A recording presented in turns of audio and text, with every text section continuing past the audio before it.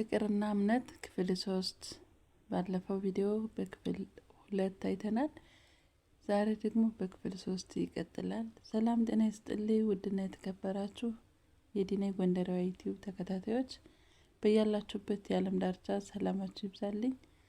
እንግዲህ ባለፈው በክፍል 2 ያየነውን የፍቅር እና እምነት ታሪክ ዛሬም ደግሞ በክፍል 3 ይዤላችሁ መጥቻለሁ። በባለፈው ቪዲዮ ስለወደዳችሁት እናመሰግናለን። ሀሳብ አስተያየታችሁንም ስለሰጣችሁበት እናመሰግናለን ውድ ቤተሰቦቼ። ዛሬም ደግሞ እንግዲህ እንደተለመደው ይዤላችሁ መጥቻለሁ።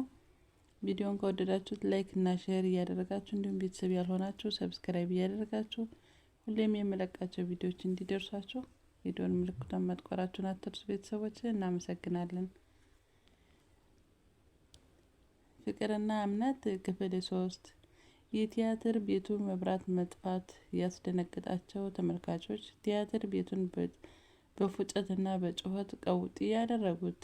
ብሌን በሁኔታው ተደናግጣ ሃኒ እያለች መጣራቷን ቀጠለች። ቶማስ መድረኩ ላይ እንዳለ በትንሽዬ ቶማስን ብቻ የሚያሳይ መብራት በራ። የክላክሲካል ድምጽም ተሰማ። ሰው በጸጥታ ዝም ብሎ የቆመው እንደቆመው የተቀመጠውንም እንደተቀመጠ ዝም አሉ። ብሌን በድንጋጤ ምን እያደረገ ነው ብላ ከመቀመጫዋ ወደ ፊት ጠጋ ብላ ተቀመጠች። ወዲያው የግርማ ተፈራ ዘፈን ተለቀቀ። ቶማስ ማይክ ይዞ ከዘፈኑ ጋር አብሮ መስፈን ጀመረ። ታድያለሁ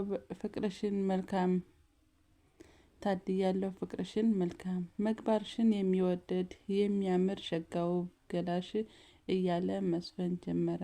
ብሌን እሱን እያየች በደስታ እንባዋ ይፈሳል። ቶማስ ቀስ ብሎ ወደ ብሌን መቀመጫ መጣ። ሰው በግርምታና ምን እያደረገ ነው እያለ ያየዋል። በዘፈኑ የተደሰቱም አብሮ ይዘፍናሉ። ወደ እሷ ከተጠጋ በኋላ አጠገቧ በርከክ ብሎ ይዘፍንላታል። ቀጠለ። ዘፈኑ እንዳለቀ እዛው እንደተንበረከከ የሰውን ጩኸትና ፉጨት ለማስቆም አመሰግናለሁ አለ። ሰው መልሶ ዝም ሲል እናቴ አንድ ጥያቄ ልጠይቅሽ አላት። እሷም አይኑን እያየች ፈዛ ቀርታለች። እናቴ አፈቅርሻለሁ አላት። በህይወቴ ሁሉ አብረሽኝ እንድትሆኝ እፈልጋለሁ አላት። እናቴ ታገቢኛለሽ ብሎ እንደተንበረከከ ጠየቃት።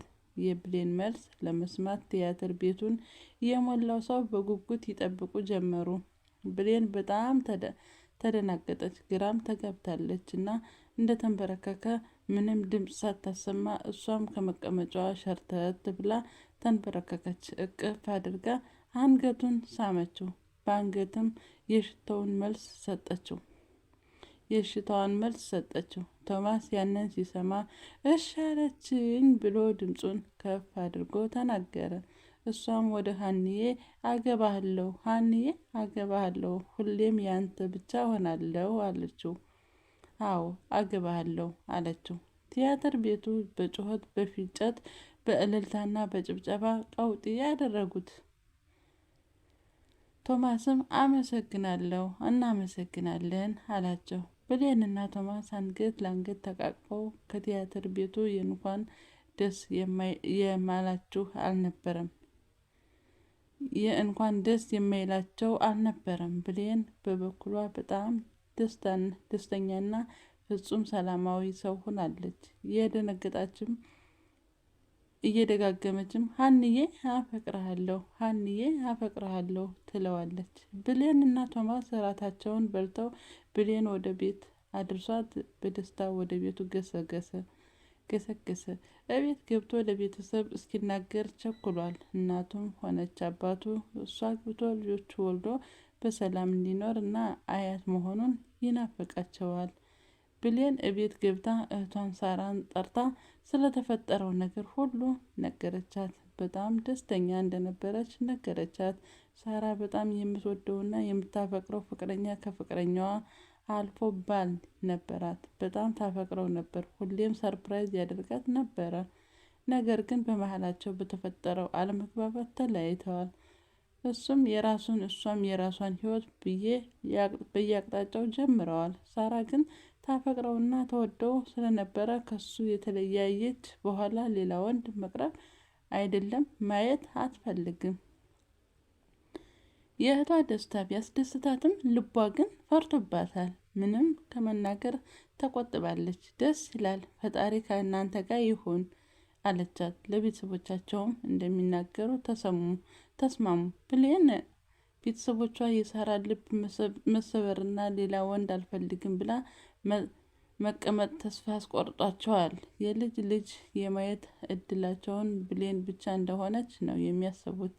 ብሌንና ሳራ ለቤተሰቦቻቸው የተፈጠረውን እየሆነውን ያለውን ነገር በአጠቃላይ ልታገባው እንደምትፈልግም ጭምር ተናገሩ። የብሌን ቤተሰቦች በተለይ እናቷ በጣም ተደሰቱ። ፈጣሪ ጸሎቴን ሰምቷል፣ ተመስገን ብለው ፈጣሪን አመሰገኑ። ብሌን ፍጹም ደስተኛ ሆነች። የቤተሰቦቿ መደሰት በጣም አስደስታት። ቶማስ ወደ ቤቱ እንደደረሰ ብሌን ደወለች። ደህና ገባህ ሀኒ አለችው። አዎ ደህና ገብቻለሁ እናቴ አላት። ብሌንም ለቤተሰቦቿ እንደነገረቻቸውና ደስተኛ እንደሆኑ ነገረችው። ቶማስም ደስ አለው። እሱም ለቤተሰቦቹ ሊናገር እንደሆነ ነግሯት ስልኩን ዘጋው። ቶማስ ወደ ቤት ሂዶ ሳሎን ሲደርስ ማንም አላገኘም ነበር። ድምፅም ከፍ አድርጎ ማሚ ዳዲ እያለ ይጠራ ጀመረ።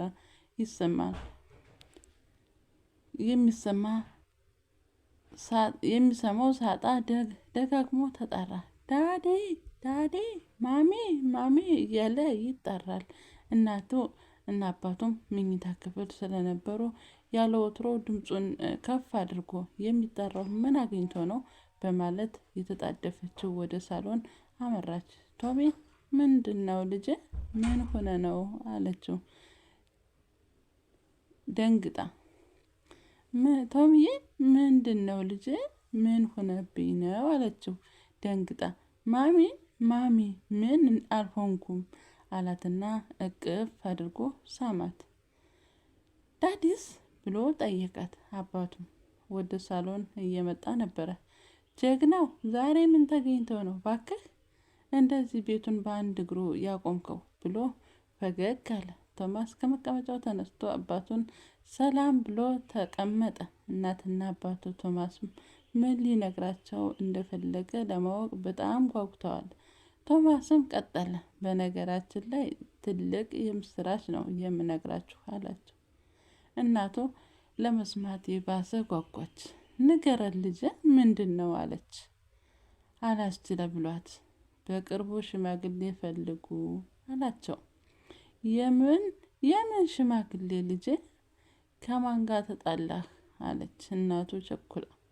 አባቱ ነገሩ ስለገባው አራራራ ልጄ እንኳን ደስ አለህ ተመስገን ልጄ አለ።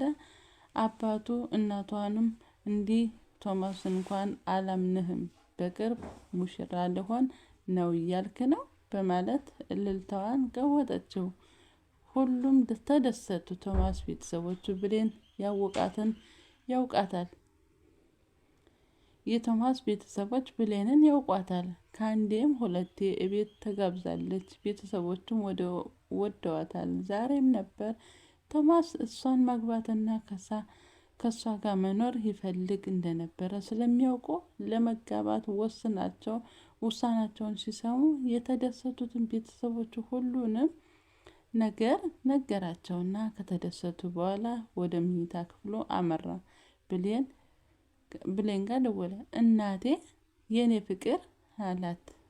ወየ ሀኒዬ የኔ ፍቅር አለችው። እናቴ በጣም ደስ ብሎኛል። ለነማሚና ለነዳዲ ነገርኳቸው። በጣም ደስተኛ ሆነዋል አላት እየተፍለቀለቀ። እሷም ደስ አላት። የሆዳቸውን አውርተው ፍቅራቸውን ተገላልጸው ነገ ከስራ ስወጣ ላገኝሽና ጓደኞችን ላስተዋውቅሽ አላት።